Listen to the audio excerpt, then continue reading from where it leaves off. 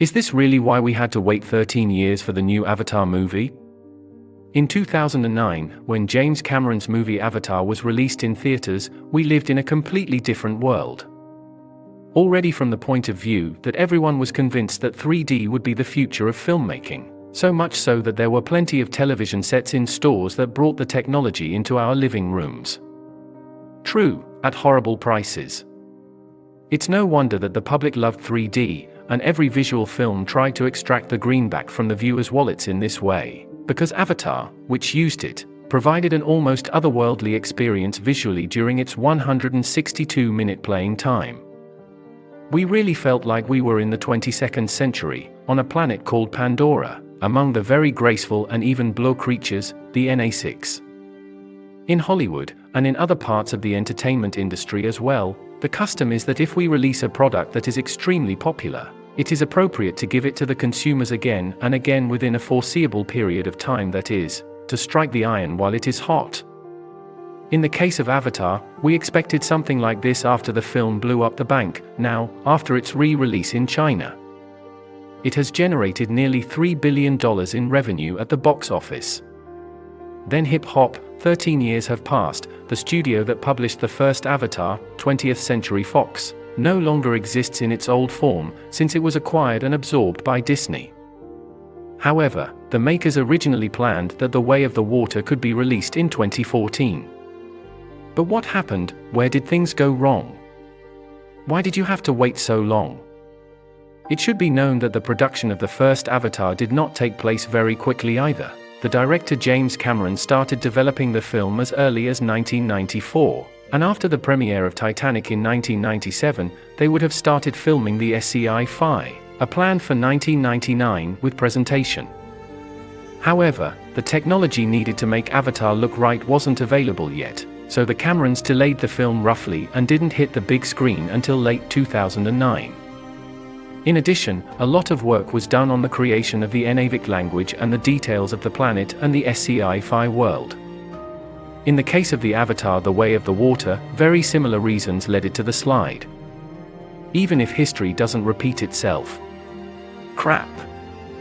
As the subtitle The Way of the Water suggests, the second act, which continues the events of the first part, brings us to the watery regions of Pandora, introducing a new tribe, the Metkana, starring Jake Sully, Sam Worthington, who, according to the story 15 years ago, fell in love with the NA6 warrior Naytirib, Zoe Saldana, and started a family with her.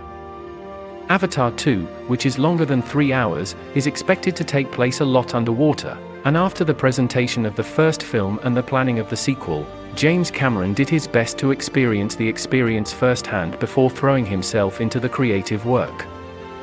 The specialist went down to the bottom of the Mariana Trench in 2012 while on board a special submarine. With this, he became the first person in history to dive 6.8 miles, or almost 11 kilometers, solo. Cameron started making the sequels to Avatar, which was still planned as a trilogy, in the same year. He set up a writing room in 2013, but when they realized that they had a huge amount of stories at their disposal, they expanded the plan to 4 sequels, and it took 4 years to write them. The main reason for the slippage? The director of Avatar wanted to shoot underwater. Meanwhile, James Cameron helped Disney create the adventure parks associated with Avatar, which also took a lot of time. Although the specialist was fine with it, since, like the first part, the necessary equipment for filming was not yet available, the director wanted to use the same motion capture technology as in the first Avatar, only underwater. This was unprecedented, and it took many years to find a solution. Finally, James Cameron and his team achieved what everyone thought was impossible: they made cameras that could film underwater.